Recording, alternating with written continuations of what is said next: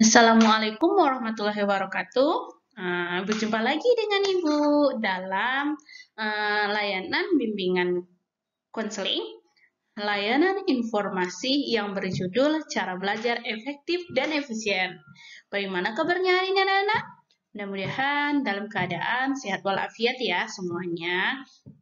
Dan Ibu berharap anak-anak Ibu untuk tetap berada di rumah dan jangan keluar rumah. Seandainya pun, kalau mesti harus keluar rumah, tetap menjaga social distancing, memakai masker, dan cuci tangan sesering mungkin. Oke, kita akan mulai materi berikut ini. Selamat menyaksikan. Di sini, Ibu akan menjelaskan tujuan dari layanan informasi kita hari ini, yaitu dapat memahami hakikat belajar, memahami faktor-faktor yang mempengaruhi hasil belajar, serta cara belajar secara efektif dan efisien. Oke, apresiasi dari pembelajaran hari ini yaitu pada saat ini, pendidikan negara kita belum menunjukkan hasil yang maksimal. Padahal perkembangan teknologi di negara kita dari tahun ke tahun semakin pesat. Mengapa kita menjadi demikian? Salah satunya karena orang-orang di sekitar kita lebih banyak menggunakan alat elektronik bukan karena sumber belajar untuk mencari ilmu, melainkan hanya untuk mencari hiburan atau kesenangan. Oleh karena itu, kita harus belajar dengan giat secara efektif dan efisien serta menggunakan banyak sumber belajar, salah satunya internet, agar kita menjadi orang yang lebih baik. Oke, pengertian dari belajar itu yang pertama adalah suatu aktivitas yang dilakukan secara sadar untuk mendapatkan sejumlah kesan dari bahan yang telah dipelajari. Itu menurut Barry Jamarah. Belajar juga menurut James, belajar dapat didefinisikan sebagai proses di mana tingkah laku ditimbulkan atau diubah melalui latihan atau pengalaman.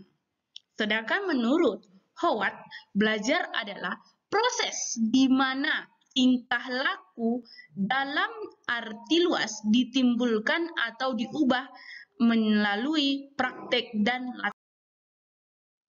Belajar dikatakan sebagai suatu proses karena perubahan tingkah laku yang terjadi melalui suatu tahapan-tahapan yang pada akhirnya menjadi suatu hasil belajar. Misalnya, seorang anak yang ingin dapat berjalan, maka ia mulai dilatih oleh orang tuanya. Merangkak, berdiri, dituntun untuk mulai melangkah yang pada akhirnya si anak bisa melalui berdiri dan mulai sedikit demi sedikit melangkah kakinya dan kemudian ia mulai dapat berjalan dengan sempurna. Demikian juga bila seseorang siswa ingin mengetahui dapat serta memahami sesuatu dengan baik, maka ia harus melalui proses yang disebut proses belajar. Proses belajar akan menghasilkan perubahan yang bersifat intensional atau disengaja, positif, aktif, efisien, efektif, dan fungsional. Faktor-faktor yang mempengaruhi hasil belajar ada dua. Yang pertama, faktor internal, diantaranya faktor fisik, fisikis, adanya kemauan, kecerdasan, minat, dan motivasi. Sedangkan kondisi eksternal ada dua, sarana dan prasarana, dan lingkungan sekitar. Nah, di sini ada tiga hal yang mendukung terhadap cara belajar efektif diantaranya. Satu, belajar mandiri, yaitu sebuah konsep pembelajaran atas inisiatif sendiri, bukan belajar sendiri. 2. Media belajar. Media belajar adalah sebuah sarana kita yang akan membantu kita dalam belajar karena kita tinggal membaca dari media itu sehingga kita sudah tinggal memahami hal tersebut. Oke, yang ketiga, strategi atau cara belajar. Strategi belajar efektif sangat penting untuk mencapai prestasi belajar yang dicapai. Cara-cara belajar yang efektif itu ada 6. Yang pertama, siapkan buku materi yang akan dipelajari dan kumpulkan dengan rapi di meja belajar. Kedua, mulailah pelajari buku paket atau buku catatan untuk jam pertama dan seterusnya. Yang ketiga, jangan terlalu lama membaca buku pelajaran, upayakan sekitar 20 menit. Yang keempat, pahami setiap alinea materi yang dipelajari. Seterusnya, catat hal-hal yang penting dalam buku Anda. Jika belum dimengerti, maka tanyakan pada guru atau teman yang mengerti. Yang keenam, untuk pelajaran non-eksakta yang tidak menggunakan rumus, cobalah sambil berbicara sendiri, layaknya seorang guru ketika berdiri di depan kelas. Hal itu untuk menguji berapa persen Anda menguasai materi yang akan dipelajari.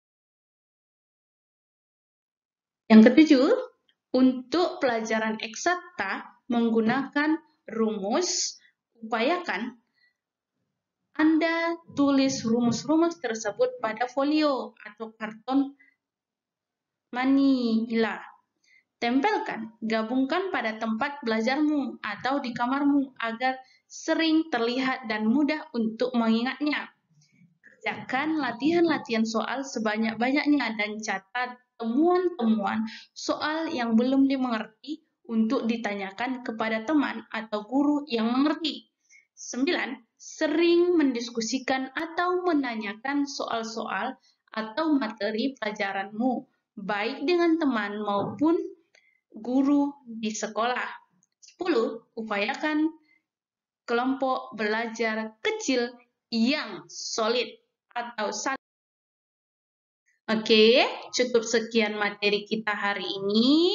Ibu harapkan kepada anak ibu untuk tetap berada di rumah, jangan keluar rumah. Jika harus terpaksa keluar rumah, silahkan memakai masker dan sering mencuci tangannya. Oke.